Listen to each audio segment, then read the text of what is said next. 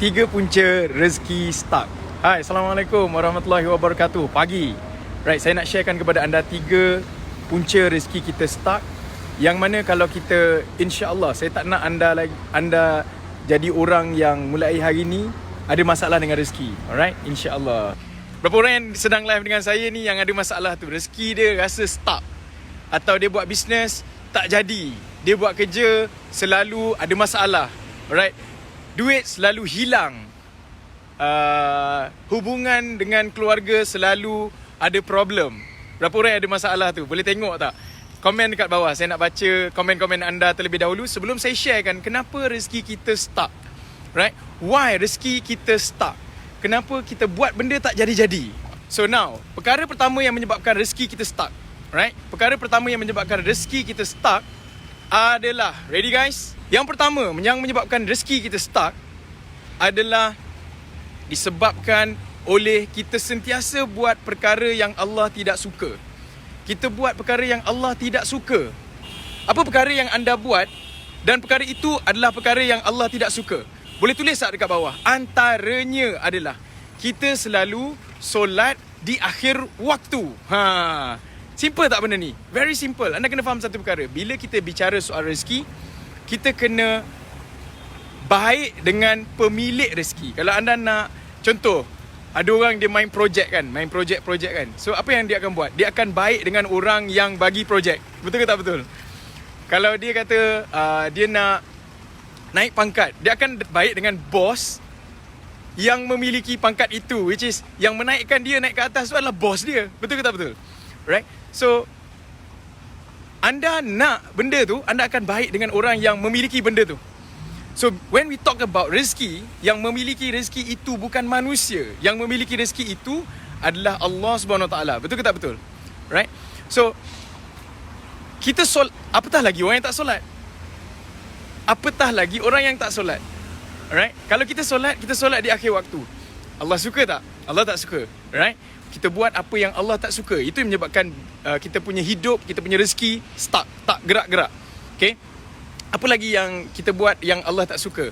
Contoh, mak ayah kita telefon, kita tak cepat-cepat angkat telefon. Atau ada miss call daripada mak ayah, kita tak cepat-cepat call balik mak ayah kita.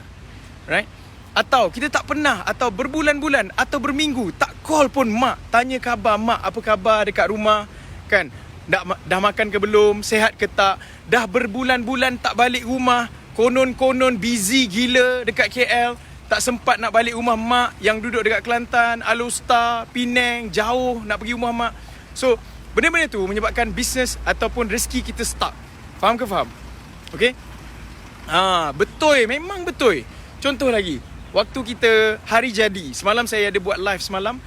Waktu hari jadi, yang kita celebrate bukan mak kita. Kita celebrate siapa? Kita celebrate kita. Sepatutnya pada hari jadi kita, yang perlu di-celebrate, yang perlu dapat kek hari jadi, yang perlu dapat hadiah hari jadi, yang perlu dapat duit waktu hari jadi, bukan kita, tetapi mak kita yang melahirkan kita, yang perlu dapat semua hadiah tu. Nampak ke nampak? Jadi anda buat perkara yang Allah tak suka. Sebab tu rezeki kita stuck. Faham ke faham? Rezeki dia bukan tak ada, rezeki dia yang stuck. Bukan tak ada rezeki, kita bukan tak ada rezeki. Kalau kita tak ada rezeki, kita dah mati dah hari ni. Betul ke tak betul? Kita bukan tak ada rezeki, kita ada rezeki. Allah dah tulis rezeki kita pada kita usia 4 bulan dalam kandungan. Allah dah tulis pertama rezeki, nombor 2 jodoh, nombor 3 ajal. Allah dah tulis semua itu. Cumanya kenapa rezeki kita stuck? Apa lagi perkara yang anda buat yang Allah tak suka? Perkara yang Allah benci anda buat. Contoh, saya minta maaf saya kena sebut ni. Orang lelaki, dia suka tengok benda-benda yang tak sepatutnya dekat online. Dia tengok benda-benda pornografi. So, benda-benda tu menyebabkan bisnes anda, hidup anda, rezeki anda stuck. Anda faham ke faham? Okay? Pornografi adalah satu perkara yang sangat bahaya sekarang ni. Sebab apa? Dekat tangan kita je kita boleh tengok. Betul ke tak betul? Yang lelaki, aku risau sangat ni. Sebab dekat tangan anda ni, sekarang ni, dia boleh tengok macam tu je. Dia boleh search, terus jumpa. Tak kisahlah dekat Facebook ke, dekat YouTube ke, dekat IG ke, dekat Twitter ke. IG, banyak gila gambar-gambar wanita yang sangat menjolok mata. Kita tengok gambar tu, kita hayati gambar tu, sampailah kita naik nafsu. Faham ke faham? Itu pun menyebabkan, right, kita punya rezeki stuck. Kau faham ke tak ni? Alright? So that's why benda-benda tu, bila kita doa, lepas tu kita kata Allah tak kabulkan doa kita. Walhal bukan Allah tak nak kabulkan, kita yang buat benda tu stuck. Okay? Berapa orang yang biasa kalau tak tengok benda-benda yang tak bagus dalam online, dia rasa tak selesa. Contoh, saya pernah jumpa dengan seorang hamba Allah yang mengaku dia adalah, minta maaf saya sebut, dia gay. Dia gay dan menggunakan media sosial untuk mencari pasangan gaynya. Can you imagine? Bila kita buat benda-benda macam ni, Allah suka tak? Allah tak suka. Anda buat apa yang Allah marah. Bila anda buat apa yang Allah marah, anda minta rezeki. Anda minta rezeki dan anda keep on bagi tahu rezeki saya stuck, duit saya tak cukup, kehidupan saya tak bahagia, saya selalu gaduh dengan isteri saya. Dah kau pergi cari pasangan gay dekat online, buat apa? Ada orang yang pun ada desire kepada wanita. Minta maaf saya kena sebut benda ni, lesbian. Dia suka orang yang sama jantina dengan dia. What will happen to you?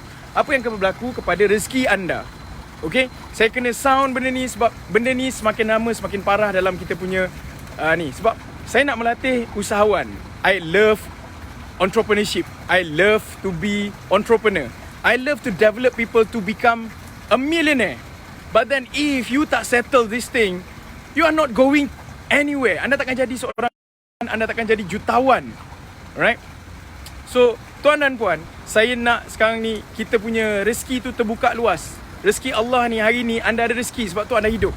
Kalau anda tak ada rezeki, anda dah mati dah hari ni. Kena ingat tu. The moment kita menghembuskan nafas, masa itulah rezeki kita habis. Bukan tak ada rezeki, rezeki belum sampai. Rezeki itu stuck. Alright? Sajat pula macam mana? Saya tak nak komen apa-apa. Dah banyak sangat, ramai gila orang komen. I reserve my comment on that. Right? Saya bukan orang ustaz ke whatsoever. But then I know salah tetap salah, betul tetap betul. You can know it. Sebab apa? Sebab benda ni adalah based on your emotion. Something is wrong, totally wrong, you can feel it. Betul ke tak betul? Alright? So, kenapa rezeki kita stuck? Sebab kita buat apa yang Allah tak suka. Kita buat apa yang Allah benci. Faham ke faham? Okay? Tuan dan puan, minta maaf saya kata, gay dan lesbian sangat ramai dekat Malaysia sekarang. Wife saya seorang doktor dekat hospital kerajaan. Every single day, wife saya balik dekat rumah dan dia akan cakap satu benda. Gay, lesbian itu biasa. Tetapi, satu lagi, anak luar nikah. Tuan dan puan, please send this message. Sebab wife saya kata, hari-hari akan ada budak sekolah, budak wanita dekat sekolah datang komplain sakit perut. Dia datang sakit perut, dia kata. Tapi dia bukan sakit perut. Sebenarnya dia mengandung anak luar nikah. Can you imagine? Mengandung anak luar nikah sewaktu sekolah. Dan dia tak tahu pun dia mengandung. In fact, kadang-kadang wife saya pernah jumpa, saya pernah makan dengan wife saya, ada satu masa saya makan dekat luar. Waktu kerja saya jemput dia makan dekat luar. Wife saya kata, bang, ada orang ni, dia buat, kalau tak silap saya, dia buat dengan adik dia. Dia sumbang mahram dengan adik dia sampai dia mengandung dan ada anak. Dan the best part is, yes, dia adik-beradik yang terpisah lama. Mak ayah bercerai, terpisah adik-beradik. Dan bila jumpa balik, dia suka dengan adik dia. Yang perempuan dengan lelaki suka, sama-sama suka. Padahal adik-beradik. What happened? Dia pun buat benda tu dan akhirnya mengandung dan keluar anak luar nikah. Can you imagine? Anak luar nikah bersama dengan adik sendiri. Dan the best part is, dua-dua tu masuk penjara. Sebab apa? Sebab ditangkap buat benda tu dan mengelahirkan anak luar nikah. Dan dia sedang buat, apa dia panggil? Sumbang mahram. The best part is lagi, bila masuk penjara, keluar penjara, buat lagi sekali kesalahan yang sama dengan adiknya juga. Tuan dan puan, benda-benda ni mungkin most probably anda tak tahu benda tu berlaku. You don't know that thing happen. Because you duduk di dalam kelompok anda. Anda tidak berada di dalam masyarakat yang ramai-ramai ni. I know because of my wife is a doctor. Hari-hari dia berhadapan dengan orang-orang kampung. Every single day, wife saya akan ceritakan benda ni kepada saya. Sumbang mahram, lesbian, gay. Dia bermula semua dengan phone. Dan internet. Sebab itu saya kata, ramai orang sekarang ni rezeki dia stuck. Why? Bukan sebab dia tak usaha, bukan sebab dia tak doa, tapi sebab dia buat benda yang Allah tak suka. Faham ke faham? Tuan dan puan, orang Saya jumpa dengan ramai orang. Masya Allah. Dia mengaku dia ni pernah buat dengan kaum sejenis. Masya Allah. Can you imagine? Sebab tu rezeki kita stuck. Berapa orang setuju dengan saya? Rezeki stuck disebabkan benda-benda tu semua. Okay? Alright? So, please. InsyaAllah. Right, berapa orang yang akan jumpa dengan saya dekat evolusi? Boleh komen tak? Evolusi. Semua orang komen evolusi untuk jadi orang yang lebih baik. Komen evolusi dekat bawah. Right? Area Sabah tak ada. Saya hanya buat dekat IDCC Shah Alam sahaja. Sabah tolong datang. Alright? Sabah datang dekat. Saya datang daripada Kelantan pergi ke KL untuk evolusi. So, please, right? Siapa yang rasa nak evolusi boleh datang. Kalau korang tak nak evolusi, nak berubah untuk jadi orang kaya, bahagia, rezeki murah, tak payah datang kalau korang tak nak. Tapi kalau korang nak, datang. Kalau rasa macam dah kaya gila, dah bahagia, super bahagia, right? Dah rezeki murah kau tak payah datang. Tak payah datang. Tapi kalau anda nak, you are very serious untuk jadi orang kaya, bahagia dan murah rezeki, please register jam 11 pagi ini. Dengan syarat pukul 11 pagi, harga dia RM49 sahaja satu tiket. Kalau anda nak beli tiket RM49. RM49. Otherwise, tiket akan dinaikkan selepas itu.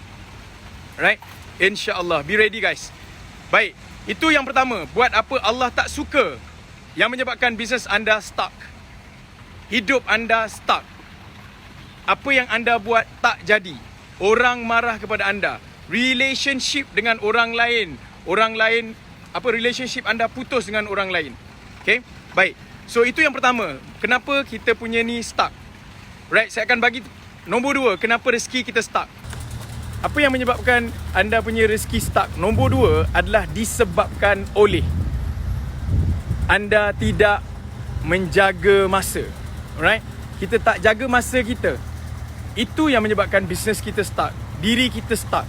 Apa saja kita buat tak jadi. Right? Dengan erti kata lainnya, kita sentiasa menangguh apa yang kita nak capai.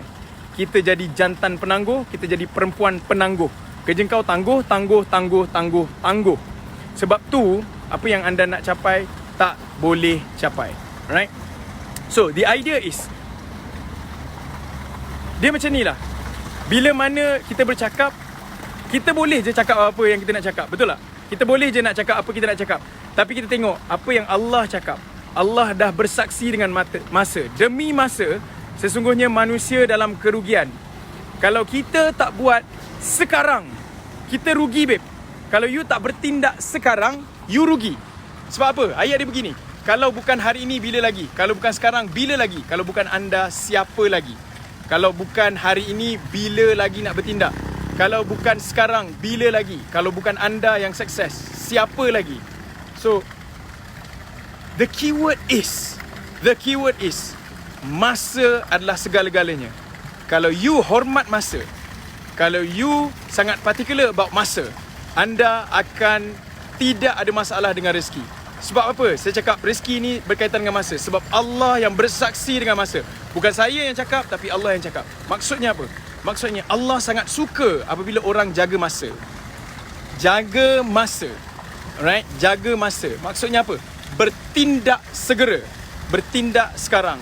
Don't waste any time.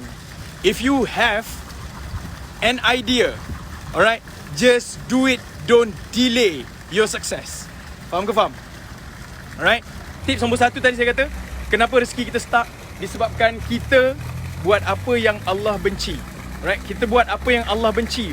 Disebabkan itu, rezeki kita stuck. Apa saja kita buat tak jadi. Now, macam saya bagi tahu tadi, wife saya selalu jumpa dengan orang yang, wife saya seorang doktor, sekali lagi saya bagi tahu. Dia jumpa dengan orang yang beranak ataupun mengandung anak luar nikah. Saya jumpa dengan orang yang ada masalah gay. Ada orang lesbian, tuan dan puan. Now, kenapa masa ini sangat penting? The moment you ada satu perasaan untuk buat benda yang haram, right? You nak jadi gay ke? You nak jadi lesbian ke?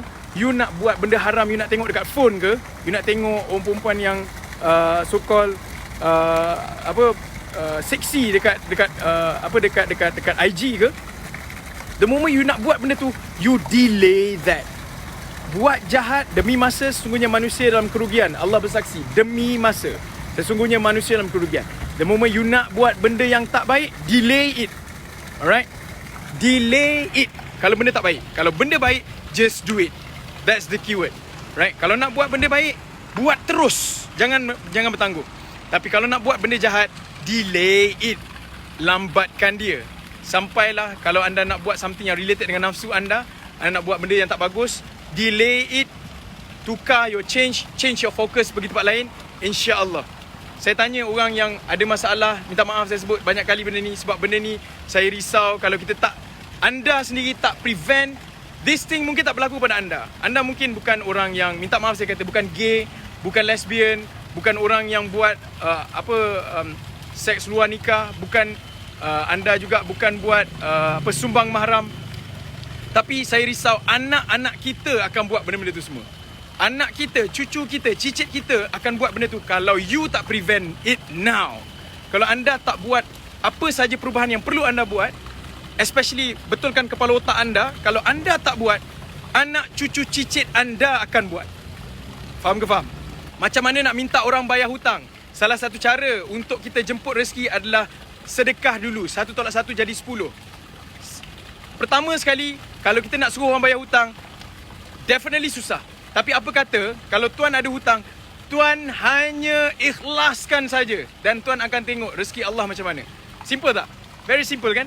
Sebab apa? Kadang-kadang duit yang kita bagi pinjam pada orang, kita rasa itu milik kita. Ingat ayat dia. Saya minta anda semua yang sedang live dengan saya, tulis ayat ini supaya anda ingat. Kau jangan jadi konon-konon nak ingat semua benda. Kita bukan Imam Syafi'i. Dengar terus ingat. Ayat dia adalah milik kita tapi bukan rezeki kita. Alright? Milik kita tapi bukan rezeki kita. Tulis. Milik kita tapi bukan rezeki kita. Maksudnya apa? Duit tu milik kita tapi rezeki orang lain. Orang lain dapat manfaat daripada rezeki tu. Milik kita tapi bukan rezeki kita. So jangan sedih dengan perkara yang jadi rezeki orang lain. You just need to text him, bila nak bayar hutang, tapi kita usahakan untuk dapat rezeki yang lain, insya-Allah. Alright? Milik kita tapi bukan rezeki kita. Duit tu duit kita tapi rezeki anak-anak. Duit tu milik kita tapi rezeki tu rezeki kepada sesen minyak, kita beli minyak. Faham ke faham? Duit tu milik kita tapi ada orang hutang yang kita duit tu. Jadi rezeki dia tapi milik kita. Faham ke faham? Pernah tak nak makan nasi atau nak makan ayam, ayam dah dekat mulut tiba-tiba jatuh. Milik kita ayam tu. Tetapi rezeki si kucing. Faham ke faham? That's the idea. Milik kita tapi bukan rezeki kita. Nombor seterusnya adalah nombor 3. Kenapa kita punya rezeki stuck? Dalam hidup ke, dalam bisnes ke, apa saja kita buat, bisnes, rezeki kita stuck disebabkan oleh, pertama tadi saya kata, kita buat benda yang Allah tak suka. Nombor 2, sebab kita tak jaga masa. Nombor 3, kita tidak jaga silaturahim. Kita tak jaga silaturahim. Kita tak jaga hubungan baik kita dengan orang. Alright? Nak cukup-cukup makan je tapi nak Islam lagi dapat dengan ni. Melayu kaya nanti lupa. Anip Teluk Intan kata, ni namanya kepala engkau. Melayu kaya nanti lupa. Ni namanya kepala engkau. Sebab tu engkau tak maju.